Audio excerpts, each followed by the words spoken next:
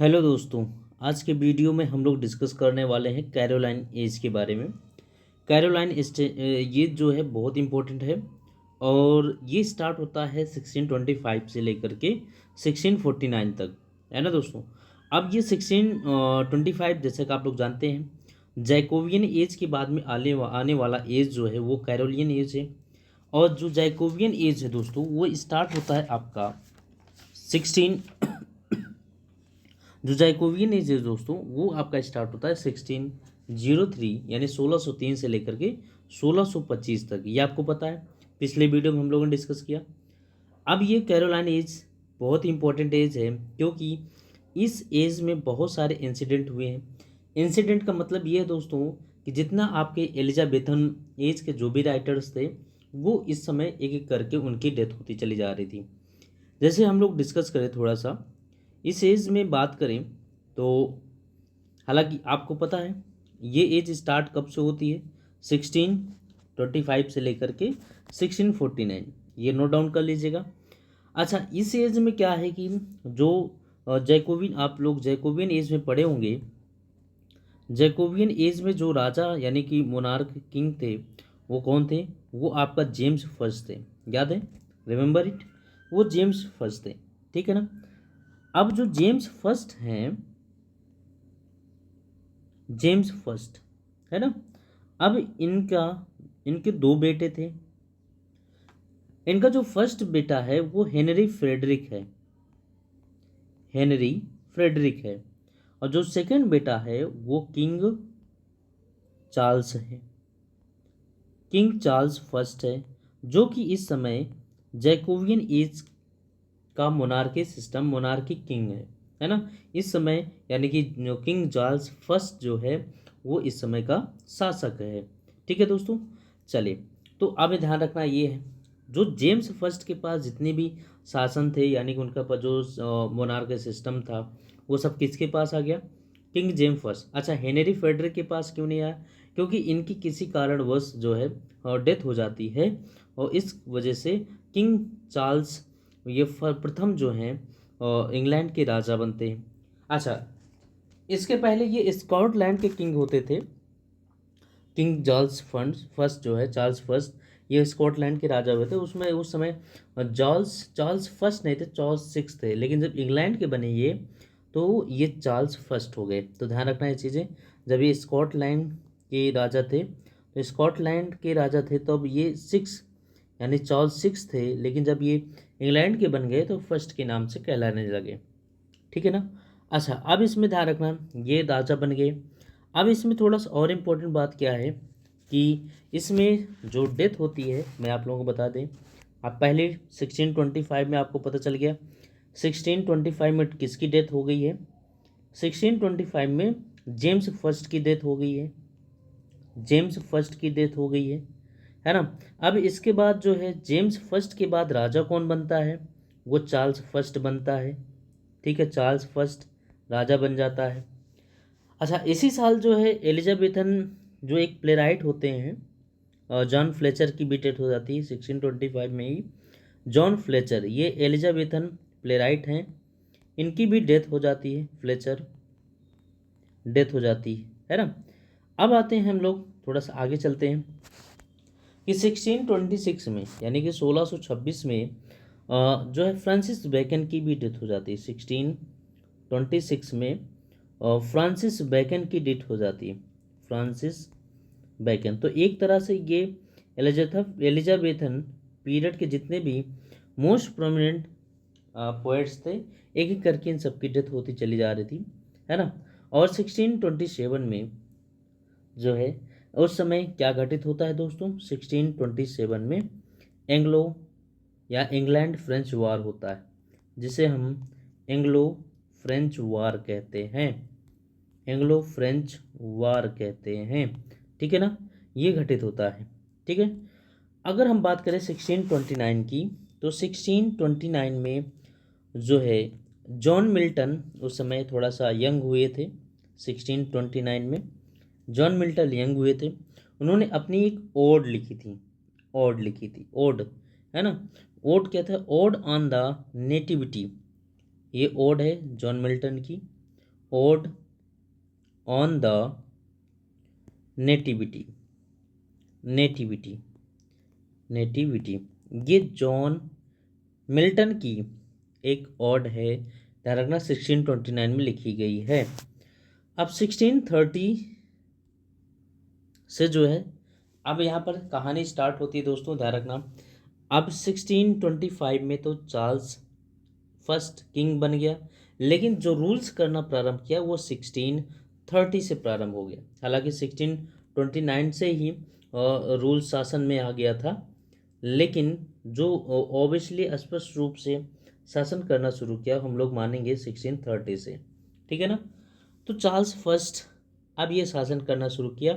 तो Charles first जब शासन कर रहा था तो उस समय अपने मन की मनमानी कर रहा था, यानी कि ये जो अपने बनाए हुए अपने जेम्स फर्स्ट के शासन कॉल को, मोनार्की सिस्टम को पूरी तरीके से फॉलो नहीं कर रहा, क्योंकि इसके जो फादर थे जेम्स फर्स्ट, चार्ल्स फर्स्ट के जो पिता थे जेम्स फर्स्ट, ये पूरी तरीके से अपने आसपास पड़ोस के सभी राजा यानी जो भी कंट्री थे, लगे हुए देश थे, उनसे बहुत ही अच्छे संबंध बना के रखते थे, क्योंकि उनसे उनके रिलेशन ठीक थे और साथ ही साथ जो है किसी का युद्ध होने का डर भी नहीं रहता था। लेकिन जस्ट अपोजिट जो चार्ल्स फर्स्ट है, ये अब अपनी मनमानी करना शुरू कर दिया, यानी कि अपने तरीके से शासन को चलाने की कोशिश किया, जनता की एक नहीं सुन रहा था। तो उस समय धीरे धीरे जो जनता का रुख होता चला गया, वो पार्लियामेंट एक प्रकार की संस्था थी, आगे हम लोग बताएंगे। पार्लियामेंट में लोगों का जो है वो लोगों की बातें रखी जाती, लोगों के द्वारा जो है जनता के द्वारा ही बात को किया जाता था, तो पार्लियामेंट के माध्यम से किया जाता था, है ना। तो अब इनके दोनों के बीच में जो है काफ़ी मिसअंडरस्टैंडिंग होने लगी, यानी कि जो चार्ल्स फर्स्ट थे, ये पार्लियामेंट के रूल्स को नहीं मानते थे, उनके सिस्टम को नहीं मानते थे, लोगों को वो जो है पूरी तरीके से जो है हरासमेंट करते थे। तो इस तरीके से लेकर के पार्लियामेंट और जेम्स फर्स्ट के जो चार्ल्स फर्स्ट के बीच में काफ़ी कुछ मीटिंग हुई थी पार्लियामेंट को लेकर के, कि जो इस तरीके से जो आप ड्रामा कर रहे हो, है ना, ड्रामा ओपनली सारी चीज़ चलने लगा था। ओपनली का मतलब ये है कि अभी तक जैसे कि किसी कोर्ट में ही होता था, लेकिन जो है वो अब गलियों में, शहरों में ये सारी चीज़ें ड्रामा वगैरह होने लगे थे। तो ये पार्लियामेंट जो है इन सब चीज़ों के अगेंस्ट था, और साथ ही साथ जो है वो पीपल को सपोर्ट समर्थन कर रहा था पार्लियामेंट, इसलिए वो लोगों को समर्थन कर रहा, और राजा ये नहीं चाह रहा था, वो अपने हिसाब से रूल फॉलो कर रहा था। तो पहली मीटिंग होती है, ये सबसे इम्पोर्टेंट होता है, इसको ध्यान रखिएगा। जो पार्लियामेंट की पहली मीटिंग होती है, फर्स्ट मीटिंग होती है, फर्स्ट पार्लियामेंट मीटिंग, वो होती है 1625 में। कोई बात नहीं बनती, है ना, जो है जेम्स चार्ल्स इनकी बात को नहीं मानता है। सेकंड जो होता है वो सेकंड होता है 1620 से। देखिए हर साल होता चल रहा है, लेकिन किसी कोई रूल्स नहीं फॉलो कर रहा है। थर्ड जो होता है वो थर्ड होता है 1629 में होता है। फोर्थ जो होता है, फोर्थ आपका 1640 में होता है, लेकिन कोई भी रूल्स को फॉलो नहीं करता है। और फिफ्थ जो है ये 1640 में ही होता है। तो 5 पार्लियामेंट बैठक होती है, मीटिंग होती है, किसके साथ, चार्ल्स फर्स्ट के साथ। और पार्लियामेंट जनता का ग्रुप था, और जो है जो चार्ल्स मोनार्की सिस्टम था तो उसके अगेंस्ट था, यानी कि उन सब रूल्स के खिलाफ था। ठीक है दोस्तों, इतनी बात समझ में आ गई। तो हम कैरोलिन एज बात करेंगे, जैकोबियन एज के बाद आने वाला एज है। जैकोबियन एज कब आता है, 1603 से लेकर के 1625 तक आता है। अगर हम कैरोलिन एज की बात करें तो ये चार्ल्स फर्स्ट और इसके जेम्स फर्स्ट की डेथ के बाद ही आता है।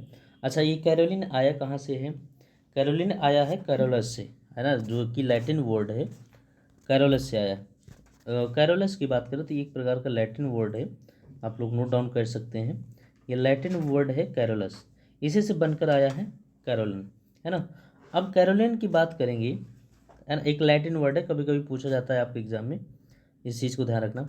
अब लैटिन वर्ड ये चार्ल्स से ही बनकर आया है ना। चार्ल्स के लैटिन वर्ड से संबंधित है कैरोलस, और कैरोलस से ही कैरोलिन वर्ड बना है। The age of Caroline is an age of poetry. अच्छा, एज ऑफ पोएट्री भी कहा क्योंकि इस समय जितने भी हालांकि एलिजाबेथन पोएट थे वो उनकी डेथ भी हो रही थी, लेकिन अब इस समय पोएट्री बहुत ही तेज़ी से प्रचारित हो रहा था।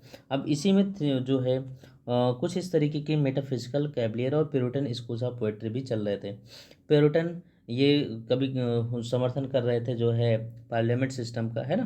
तो इस तरीके से चीज़ें यहाँ पर डेवलप हो रही थी कि मेटाफिजिकल पोएट्री चल रही थी, कैवलियर पोएट्री चल रही थी और प्यूरिटन स्कूल ऑफ पोएट्री चल रही थी, है ना। तो मेटाफिजिकल जैसे हम लोगों ने देखा कि beyond the physical, Meta means होता है बियॉन्ड, मेटा मीन्स क्या होता है, बियॉन्ड द फिजिकल थिंग्स, जो फिजिकल थिंग्स से परे हो मेटाफिजिकल्स होता है। अब इस एज के ऑथर्स के बारे में बात करें तो ऑथर्स कौन कौन हैं। ऑथर्स की बात करेंगे तो यहाँ पर आपका इंक्लूड हो जाते हैं जॉन मिल्टन, और कौन कौन होते हैं, जॉन मिल्टन के साथ साथ जॉन डन होते हैं, ये आप नोट डाउन कर सकते हैं। जॉन मिल्टन के साथ साथ कौन कौन है, जॉन डन है ना, जॉन डन, और कौन है, जॉर्ज हर्बर्ट हैं, रॉबर्ट बर्टन है, सर थॉमस ब्राउन है ना। तो ये आपके कुछ इम्पोर्टेंट पोएट्स हैं, इनको ध्यान रखना, इस जो है कैरोलियन एज के इम्पोर्टेंट पोएट हैं। अच्छा, प्यूरिटन एज क्या है, प्यूरिटन पोएट्री क्या है, तो इसके बारे में आगे हम लोग पढ़ेंगे, अलग देख लेते हैं। ये बिगिन होता है इंग्लैंड 17वीं सेंचुरी में शुरू हो जाता है, जो अभी हमने यहाँ पर देखा था कि मेटाफिजिकल पोएट्री और कैवलियरी जो चल रहा था, ये स्कूल पोएट्री, उसी के बारे में डिस्कस कर रहे हैं यहाँ पर, है ना दोस्तों। ये जो हमने यहाँ पर मेंशन किया है इसी के बारे में, आइए थोड़ा सा देख लेते हैं। प्यूरिटनिज्म की बात करें, है ना, तो ये इंग्लैंड में 17वीं सेंचुरी में प्रारंभ होता है, और who were part of this movement did not agree with the use of great deal of figurative language like metaphors, metaphors को बिल्कुल लाइक नहीं करते, and refrained from using overly poetic language, बिल्कुल पोएटिक लैंग्वेज में ये चीज़ें मना की जा रही थी। तो यहाँ पर आप क्वेश्चन पूछता है कि आपके प्यूरिटन पोएट्स कौन कौन हैं। प्यूरिटन पोएट्स हैं आपके John Milton, Anne Bradstreet, John Dryden, है ना, इन सभी को ध्यान रखना, ये आपके प्यूरिटन पोएट्स हैं। कौन कौन हैं, John Milton, Anne Bradstreet, John Dryden, ये प्यूरिटन आपके प्यूरिटन पोएट्स हैं। अच्छा, कैवलियर पोएट्स की बात करें, Cavalier poets were a group of writers, Cavalier में क्या है, ये ग्रुप ऑफ राइटर्स है, ठीक है ना, ध्यान रखेंगे, group of writers, group of writers from the 17वीं सेंचुरी इंग्लैंड, इंग्लैंड 17वीं सेंचुरी में ग्रुप ऑफ राइटर है cavalier poetry. They are generally define their class, ये अपनी क्लास को डिफाइन करते थे, the fact that originated from that which supported Charles first, ये they are generally defined by their class, इनको इनकी क्लास की वजह से डिफाइन किया था, किसको, कैवलियर पोएट्री को। एंड द फैक्ट, और तथ्य ये है कि दे ओरिजिनेटेड फ्रॉम दैट, ये कहाँ से ओरिजिनेट हुए थे, विच सपोर्टेड, किसके सपोर्ट से, Charles first during the England, यानी कि उसके सपोर्ट से ये डिफाइन किए गए। समझ में आ गया दोस्तों, अब इतनी बात क्लियर हो गई कि नहीं होगी, है ना। अब यहाँ पर कब, जब सिविल वार हुआ। अच्छा, सिविल वार क्यों हुआ था, तब देखो सिविल वार होने के बाद एक कैवलियर पोएट्री आते हैं। सिविल वार क्यों हुआ ये बताएगा दोस्तों, क्योंकि जो चार्ल्स फर्स्ट थे ये पार्लियामेंट की एक भी मीटिंग को इस्टेब्लिश नहीं करते थे, यानी कि उनकी बात को नहीं मानते थे, और जनता को पूरी तरीके से जो है फुलिश समझते थे, और वो अपने रूल्स को पूरी तरीके से फॉलो कराना चाहते थे, है ना। इसी तरीके से लोगों में जनता में पूरी तरीके से आक्रोश होता था, और उन की बातों को ना मानने की वजह से जो पूरी तरीके से कूप हो जाता है, सिविल वार शुरू हो जाता है ना।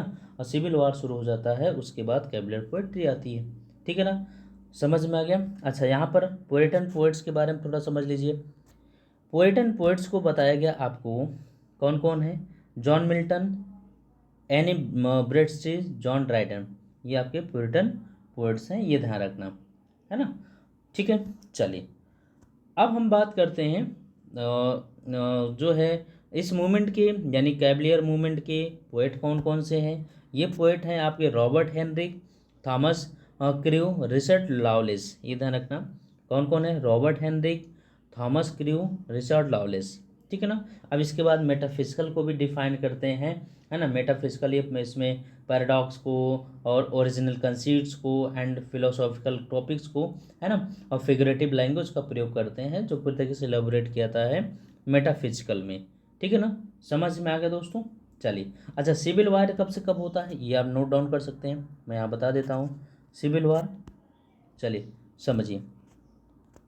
सिविल वार की बात करें दोस्तों, तो यहाँ पर इंग्लिश जो सिविल वार होता है, और सिविल वार क्यों हुआ बताया गया आपको 1642 से लेकर के 1651, ये आपका सिविल वार है। ठीक है ना।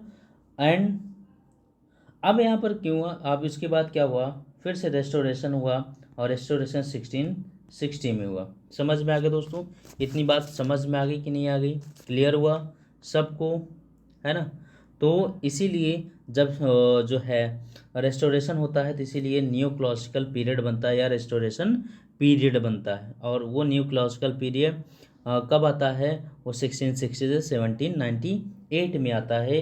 रीज़न यही है कि जो जेम्स फर्स्ट का बनाया हुआ मोनार्की सिस्टम था, वो पूरी तरीके से चार्ल्स फर्स्ट ने नष्ट कर दिया, और चार्ल्स फर्स्ट वो पार्लियामेंट सिस्टम को फॉलो नहीं करते थे, इसलिए सिविल वार हुआ। और सिविल वार कब हुआ, 1642 से लेकर 51 तक हुआ। इसके बाद जो है फिर जो है इसके बाद क्या हुआ था, ये लोग फॉलो करने लगे इंग्लिश के इंटरजेनम, जब तक कि रेस्टोरेशन 1660 में हुआ, इसको फॉलो करना शुरू कर दिया। अब न्यू क्लासिकल होगा, लोग के अंदर नए डेवलपमेंट में आएंगे, तो हम लोग नेक्स्ट वीडियो में जो है न्यू क्लासिकल पीरियड को डिस्कस करेंगे। वीडियो अच्छा लगा हो तो प्लीज़ सब्सक्राइब कर लें चैनल को, और इसी तरीके की वीडियो पाने के लिए चैनल को सब्सक्राइब करें, साथ साथ बेल आइकन को प्रेस कर लें, जिससे कि टाइम टू टाइम हमारे वीडियो को लिंक आप तक पहुंचता रहे। Thanks for watching.